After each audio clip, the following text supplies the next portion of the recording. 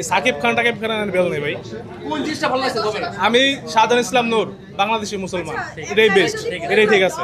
আমি শাহজাহান ইসলাম নূর, বাংলাদেশি মুসলমান। খুবই সুন্দর একটা মুভি, অনবদ্য।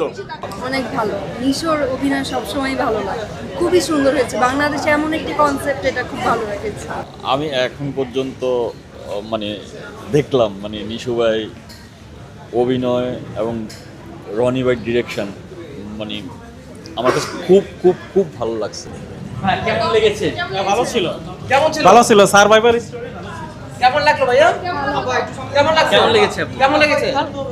কেমন লেগেছে? বাংলাদেশের ইতিহাসে সেরা একটা ছবি দেখলাম আজকে। তবের কোন ডায়লগটা আপনার মাথায় এখন ঘুরপাক খাচ্ছে? এই যে আমি শাহজাহান ইসলাম নূর, বাংলাদেশি মুসলমান। ভালো ছিল আসলে। কেমন লেগেছে?